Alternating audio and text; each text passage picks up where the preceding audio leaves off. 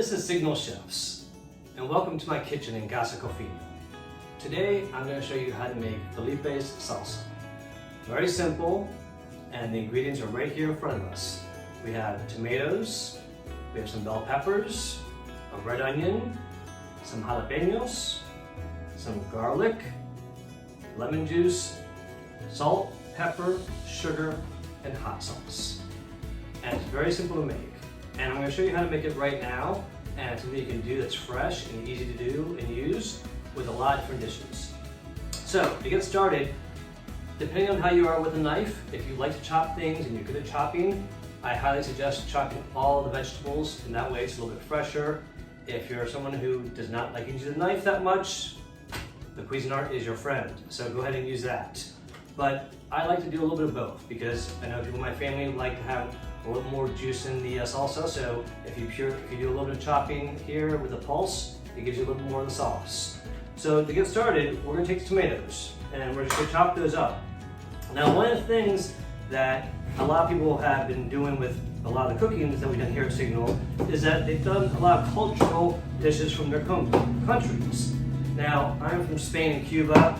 This salsa dish is not a Cuban or Spanish type of a dish. This is actually a financial savings dish, I call it. And since it is Signal Financial, here's our financial tip.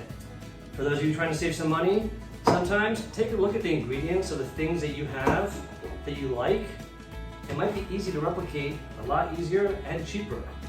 This salsa here came from a restaurant / store, and it cost about $10 for a small jar of it. It was delicious, it was great, but it was just very expensive and part of what my nieces and daughter would call bougie. And so I looked at the ingredients and realized all it is what you see right here in front of you. And so I tried to replicate it and make it, and at the end of the day, I tried it and people liked it to a point where they wanted to take it home. That's when I knew it was actually good. It wasn't just them being nice. They wanted a jar of it. Every time I made it, they'd ask for more. So what I'm doing here right now is I am just chopping up a few of the tomatoes. And what I'll do with the tomatoes, obviously, is chop them up in good chunks, because for me, a salsa is better if you have some chunks in it. And I like to have those flavors in there, but you also want to have some of the sauce and the seeds in there because that adds the flavor as well. So after you finish chopping up all of your tomatoes, that's probably what takes up most of the time. And after you finish doing that, what you want to do is you take the rest of the tomatoes. I take usually 6 tomatoes for a whole salsa thing. And what I do is I take 4 of them and I use the puree or the pulse on the Cuisinart for 2 of them. And the other 4 I chop up myself into smaller bits. That way I got a mix of some good chunks as well as some of the sauce. Alright. Now, one thing that people tend to have in salsa that I do not put in here, that you may have noticed, is cilantro. I am not a big fan of cilantro. It's my personal choice. I think for the salsa, the freshness of the other vegetables come out a lot more. But if you like cilantro that much, go ahead and add it. What I'd recommend is that try it without cilantro first. You might be pleasantly surprised. So definitely something that I think a lot of people tend to argue that, oh, where's the cilantro? And then they try it and they end up liking it a lot better. Now, what I will say again is, as you're doing this, most of your time is chopping. So if you want to do the Cuisinart, that's definitely okay. Now, if you notice, the vegetables in front of me have already pre-chopped ahead of time, so they'll be a little bit quicker here for the video. But when I show you the Cuisinart, you'll see you want to use the pulse function, not the puree. You're not trying to make gazpacho soup here, you're trying to make salsa.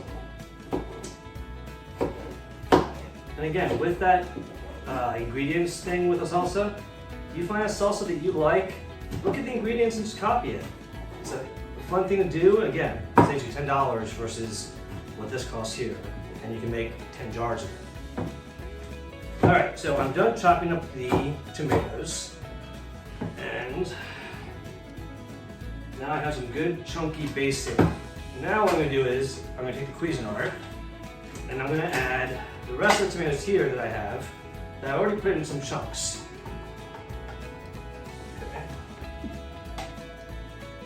And then back on. And again, you just want to make sure it's on pulse, or pulse, not puree. And then what you want to do is just go ahead and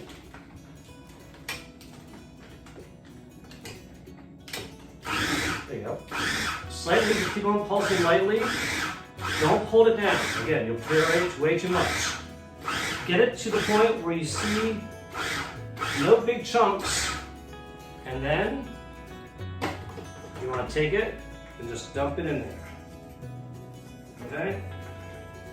That's really going to give you a nice mix of the puree along with the chunks. Okay? Now, with the rest of the ingredients here, I did chop up some of it already myself. The bell peppers here, I chopped up already. So I'm just gonna add those into this dish here. The red onion, key ingredients. Chop that in here. Add that in. Jalapeños, again to your liking. If you want it spicy, leave the seeds in there. Okay, the garlic. Minced garlic is fine. If you have fresh garlic and chop it yourself, I recommend it. I love garlic and I think it's more flavorful that way. So add the garlic. All the measurements are in the recipe that we have attached here. And then, before I add all the rest of the ingredients, I'm going to take a little bit of the bell peppers, as well as the onion, red onion, and I'm going to put it in here, just a little bit again, to give it a little bit more of the puree of the sauce and the juices from it.